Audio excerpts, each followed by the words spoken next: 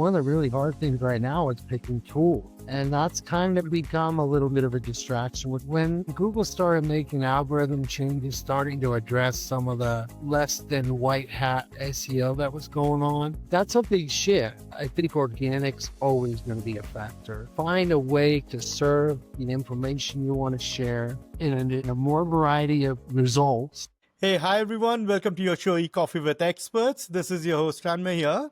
And today we have Mike, who is the Managing Director at Elite SEO Consulting with us. I mean, who does not need much of an introduction, I'm sure. Hi, Mike. How are you? Very good, Ramay. How are you? Doing well, doing well. Mike, let's rewind a little. Why don't you talk us through your journey a bit, which has been quite some time in the SEO digital marketing space, and we'll take it off from there. Got it. So, and that's actually not a little bit of a rewind. That's going way back. Basically, I got into SEO, more so web development initially. So I had started a print company in 1995, and about 2 years in, we started getting a lot of requests to build websites. AOL had just come out, people were starting to ask about websites, and we had a graphics department. We had, all the computers, and started quoting websites, kind of early 97 and mid 97. And then later that year, we got a client. Our first client was a nonprofit, and wasn't that big of a project. We built the site in a software called Microsoft Front Page, which was a WYSIWYG editor, and kind of never looked back after that. Because I don't know how much you know about printing, but in printing, if you have a typo, you have any kind of problem, you're going back to the printing press, and it can be an expensive journey. Whereas web development, it's make the change and refresh the page. So within 6 months of our first website, we literally were just doing web development. We printing all together. And then probably 6 or so months after that, SEO started to be a thing. And that was kind of a Wild West show, as you probably know. No black hat. There wasn't black hat, or it was kind of anything goes. And then, I've been doing SEO and web development since then. Lovely, lovely. 25 years journey, 25 plus years overall, Mike. You have seen enough summers and winters in the SEO digital marketing space. Must have seen quite a few Google updates, quite a few milestones through the journey. What is that one, update that really was a very important shift in the SEO space as per you? So when Google started making algorithm changes, starting to address some of the less than white hat SEO that was going on, that's a big shift. I mean, it's going to be interesting to see how AI handles it, because I see some similarities between how web development and SEO started back in the 90s. And where we are with AI right now. It's funny, you see so many silver bullet get ranked in, one day, and all those kind of things coming out. You see it on LinkedIn everywhere. And how to beat AI, and how to get your listing on AI quickly. And Google had addressed it pretty good with Google, and that part of it, you really started to get to where the quality content and the factors that really help rank a website was kind of all within that realm of white hat. Whereas AI, I see now, we're probably going to go through a bit of a shift. I just don't anticipate AI taking quite as long as Google did, because there was a long period of time from when Google, back in my day, it was Yahoo and Alta Vista and, those. And then when Google came out, before they really got after spam and those kind of updates came out, it was still kind of a little bit of a Wild West show. And now I kind of see that AI may take us that direction again. And you have written about Google AI-powered search updates, right? As per you, what should smart marketers, stop doing, in response to this shift? So what do they stop doing? Yeah. I think the biggie is kind of chasing that thing that's going to get you to the top of AI as quick as possible, without regard to whether it's sustainable or long term. I think that people are going to get caught up in that. And really, some things have changed, but not that much has changed. The directness of the answers that search is looking for in AI, and kind of the formatting of it and kind of how to present it, and then the natural language side and semantic side of it um, lend itself to some changes, but they're subtle changes. They're not big changes from how people are optimizing today. So I think that's one of the biggies is kind of staying away from the silver bullet that's going to get you to the top of AI and creating problems for yourself down the road. And then it's really one of the really hard things right now is picking tools. I mean, literally, tools are Yeah. rolling out by the day, and Yeah. we're trying to vet as many as we can. And that's kind of become a little bit of a distraction. We're trying to reel that in. What is your go-to AI tool or let's say tool? Okay, so we're pretty set on tool sets. So run primarily SEMrush, and then Yeah.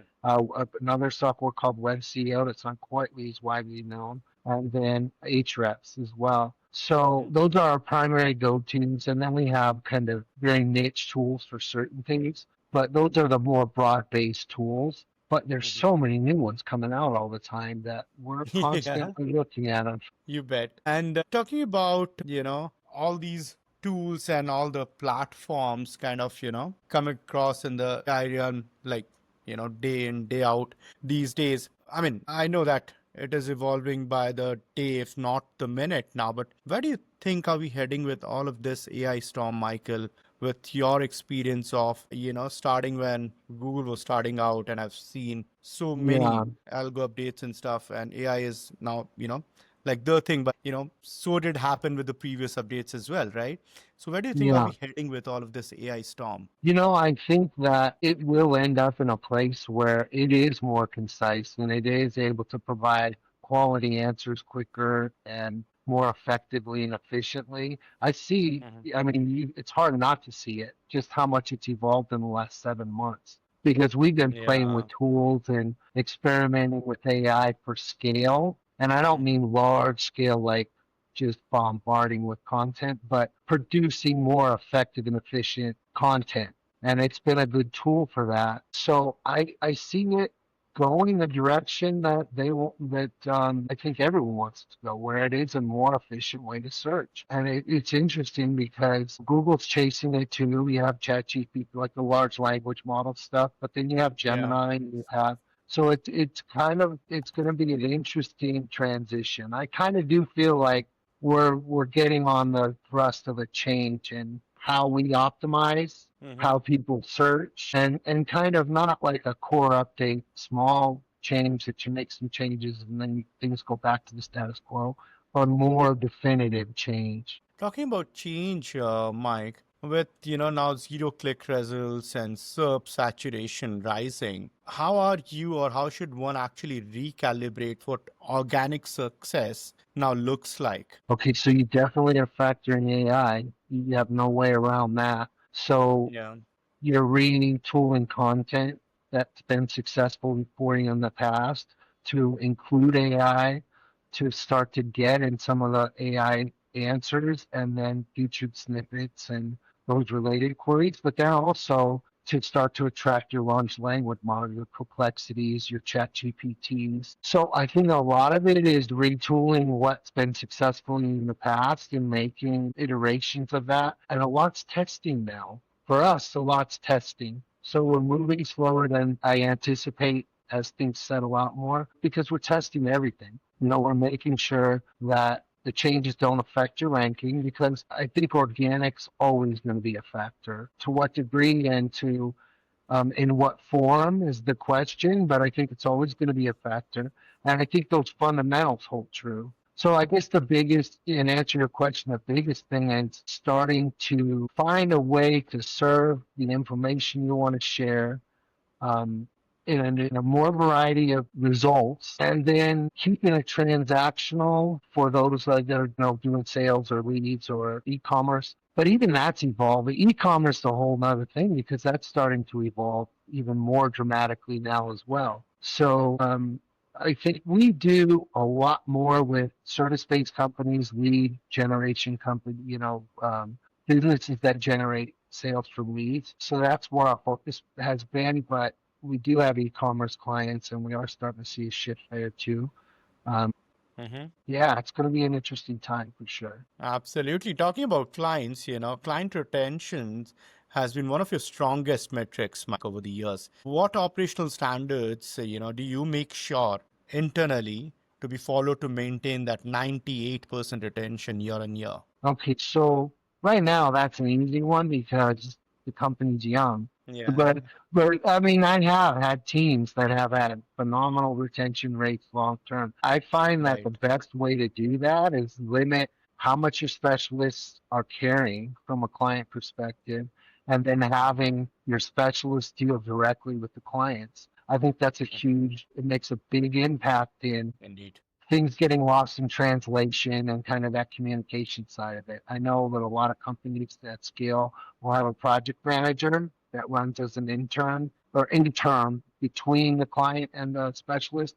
I've always found the most success with the highest retentions is A, watching your retention rate to make Yeah. sure that you're monitoring it, and then B, having your pros work directly with your client. The client, yeah. Kind of gives a very wonderful experience because the client does not have to wait for the responses. A lot of you avoid a lot of back and forth, Yeah. because you just have a PM as a communicator between both the parties, right? So if your specialists can actually work as your account managers, that kind of solves the issue, right? So I completely agree with that one. Now, Mike, so many clients you'd have dealt with this agency, with your previous agency. What is that one favorite client story that is really close to your heart? Wow, that's a great question. You know what? We deal with a lot of mid-sized and small companies, Hmm. so I can think of a bunch. I'm trying to think of a real standout one because you can really impact a small business that is nowhere on 100%. Google.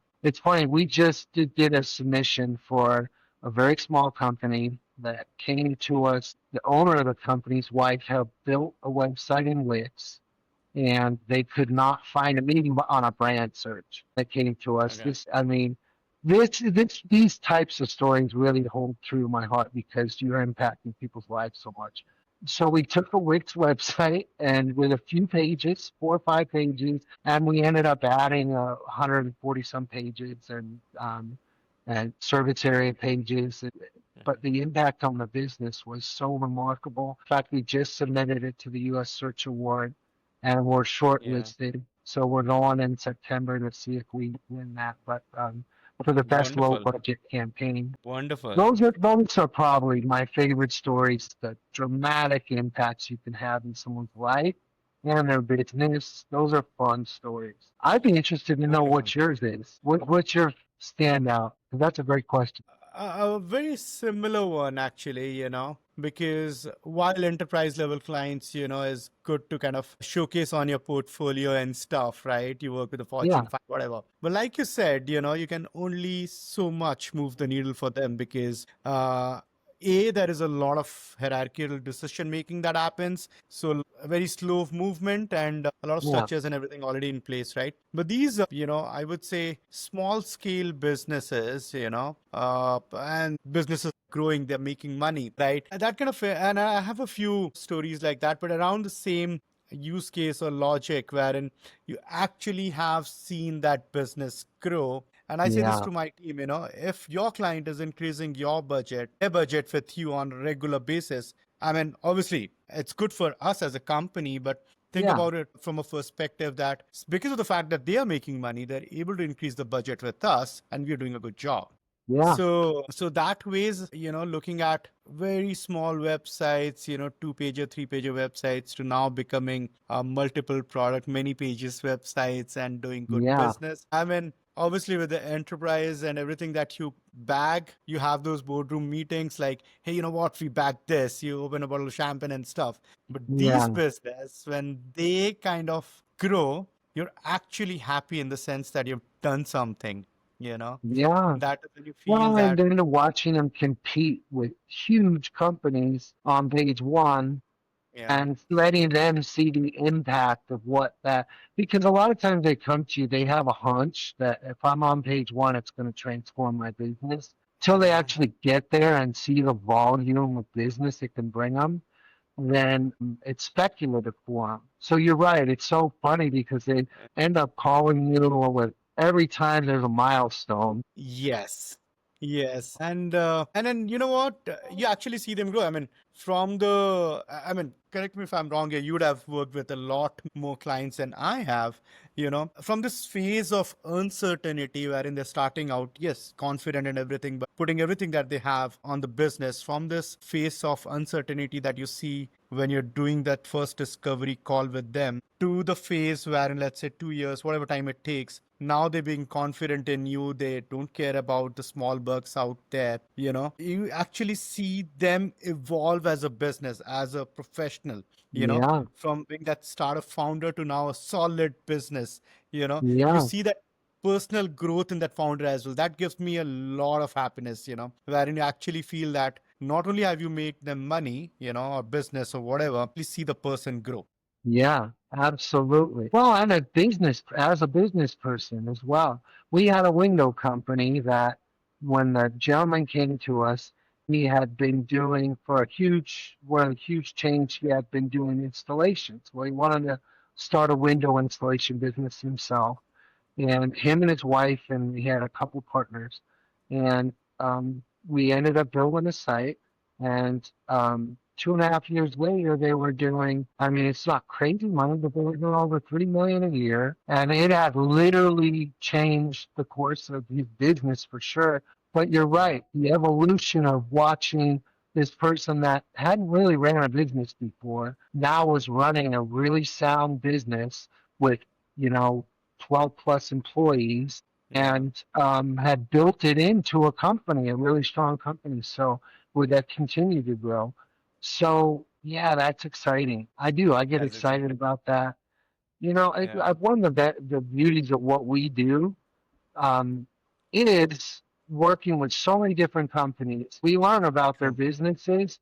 So it's Yeah. always fascinating to me to see how people adapt to that growth and how Hmm. they continue because I love what I do. I love this business, but I also love business. So to me, that's fascinating to watch companies grow Yeah. at a pretty aggressive rate, and then how watching how the business owners adapt to that because that can be a transition for them. Absolutely. I'm totally in agreement with you because you get on so many discovery calls with these business owners before, kind of getting on the board to kind of work on the strategy and everything. You Hmm. ask them questions like, why did they start the business? What was the problem they wanted to solve? How do they feel about their customers kind of buying their product service? And you kind of try to read their mind.